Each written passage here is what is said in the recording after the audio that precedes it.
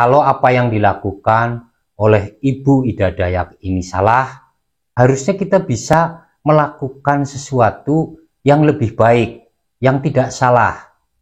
Jangan hanya berbicara, berkomentar, hanya berdasarkan kepentingan, atau merasa iri dan dengki karena kepentingannya terusik. Janji kuele.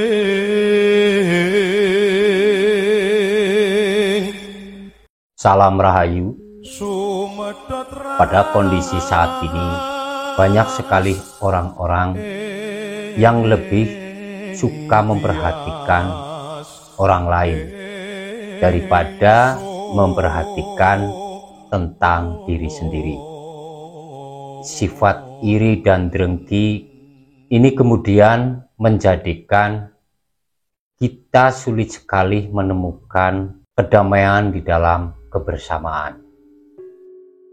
Ini adalah salah satu penyebab kenapa bangsa kita sulit untuk maju. Ketika ada orang yang bisa melakukan atau memiliki keunggulan tertentu, tidak sedikit orang yang kemudian mencari-cari kesalahannya. Kepentingan serta keuntungan menjadikan banyak orang tidak bisa menerima kelebihan orang lain. Seperti halnya yang sedang terjadi fenomena pengobatan Ibu Ida Dayak. Ini sangat ramai menjadi perbincangan. Tidak sedikit orang yang kemudian mencari-cari kesalahannya tanpa bisa melihat atau mengakui keunggulan Ibu Ida ini. Sifat iri dengki serta kepentingan yang lebih utama kemudian menjadikan banyak orang suka sekali menjatuhkan orang lain tanpa mempertimbangkan manfaat-manfaat yang orang lain lakukan. Pengobatan yang dilakukan oleh Ibu Ida Dayak ini banyak sekali manfaat yang sudah ia lakukan. Banyak orang yang merasa terbantu karena keberadaannya.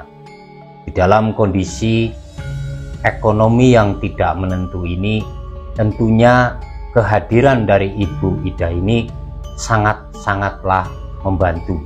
Pada kesempatan kali ini saya akan memberikan 5 fakta keunikan cara pengobatan Ibu Ida Dayak.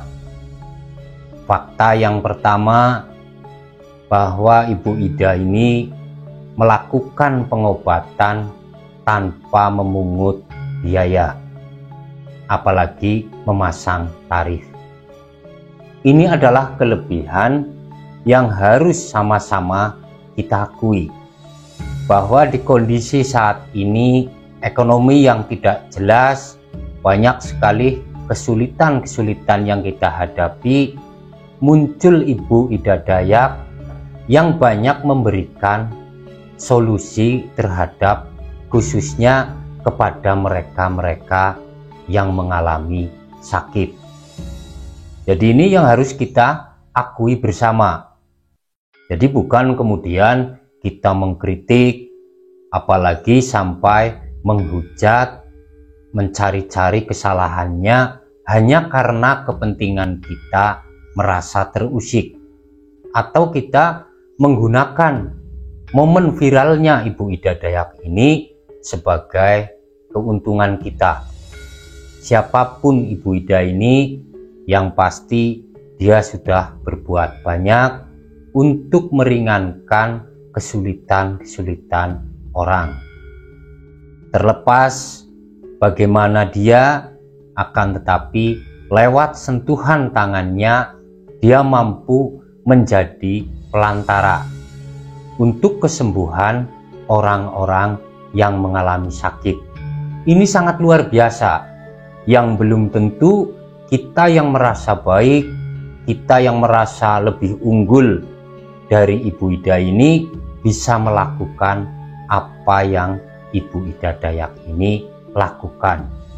Jadi pada intinya kemanfaatanlah yang kita lihat.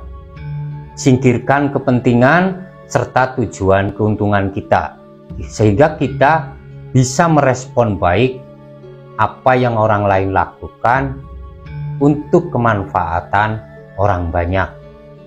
Nah, saat ini kan yang terjadi banyak sekali orang yang menghujat Ibu Ida Dayak ini, memiliki ini, memiliki itu, sesat dan lain sebagainya, tanpa mereka melihat bahwa apa yang dilakukan oleh Ibu Ida Dayak ini sudah banyak membantu orang.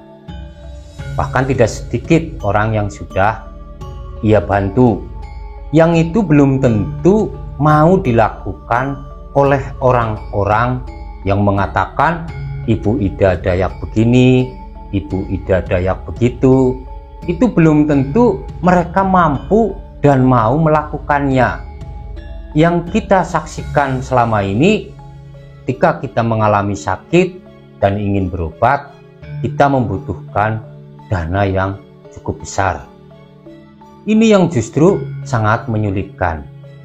Nah ini, kemudian fakta yang berikutnya, yaitu yang kedua, Ibu Ida Dayak ini sangat rendah hati.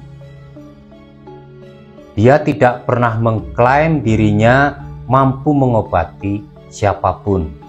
Apa yang ia lakukan bukan dia yang menyembuhkan, adalah izin dari Gusti Allah.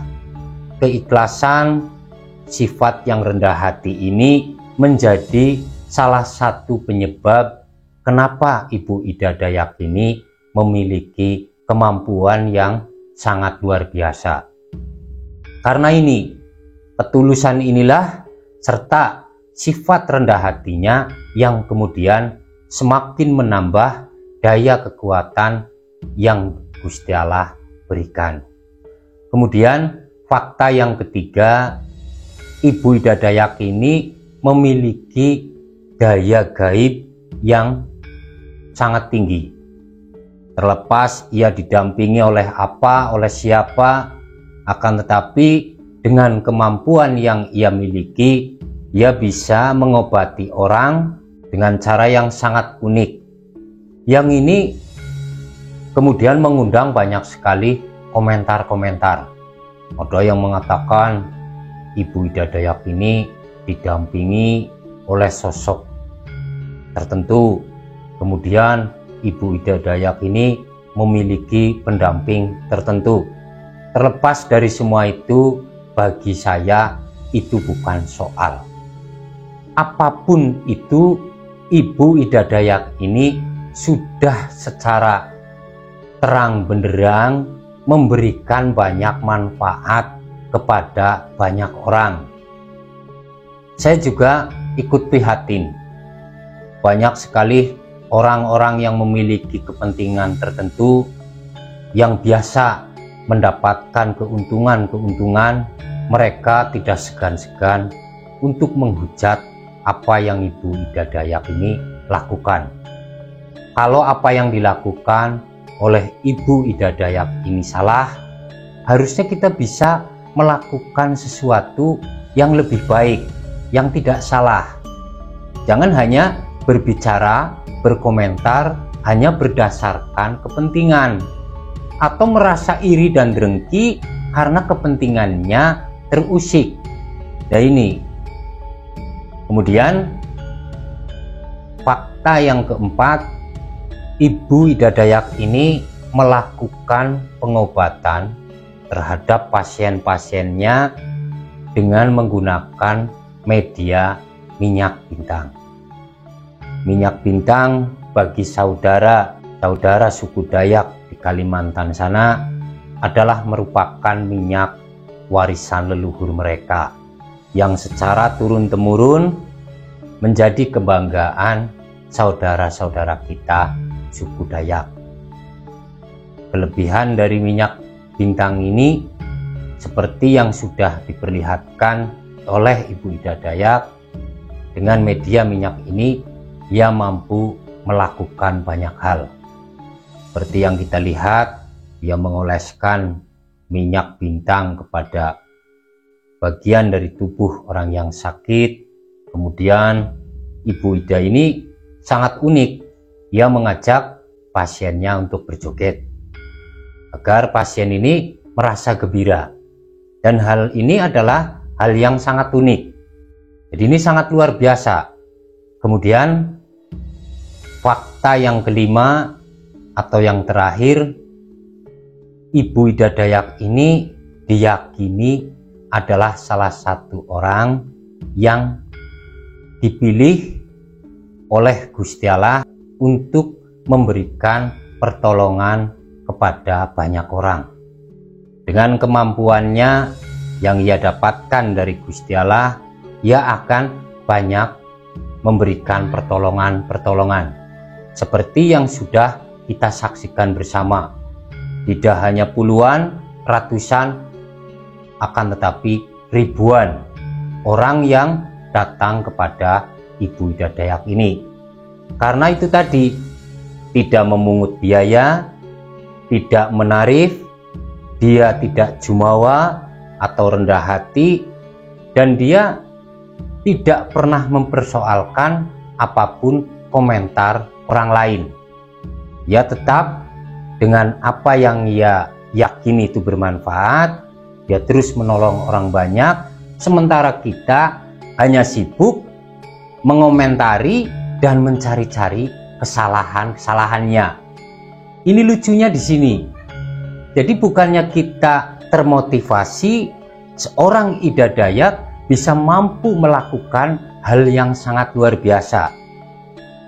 Tapi kita yang selalu mengaku lebih unggul, merasa lebih unggul, merasa lebih baik, kita hanya sibuk komentar yang tidak penting, yang tidak bisa memberikan manfaat kepada siapapun, hanya keuntungan mereka. Nah, ini faktanya. Ini yang lucu di sini. Apapun latar belakangnya, keberadaan dari Ibu Ida Dayak ini di tengah kondisi perekonomian yang sangat sulit ini, ia datang untuk memberikan pertolongan-pertolongan tanpa memungut biaya yang belum tentu siapapun orangnya, siapapun dia bisa melakukan seperti apa yang dilakukan oleh Ibu Ida Dayak ini. Nah, inilah 5 fakta keunikan pengobatan dari Ibu Ida Dayak. Marilah kita berpikiran yang positif. Karena apapun yang kita lakukan, ibadah apapun, endingnya adalah kemanfaatan. Mudah-mudahan ini bisa bermanfaat, bisa menambah wawasan kita bersama, menjadikan kita selalu melihat apapun dengan pikiran dan hati yang positif, agar kita selalu bisa mengakui keunggulan dan kelebihan orang lain. Terima kasih sudah menyimak video ini. Salam Rahayu. Nganteni padang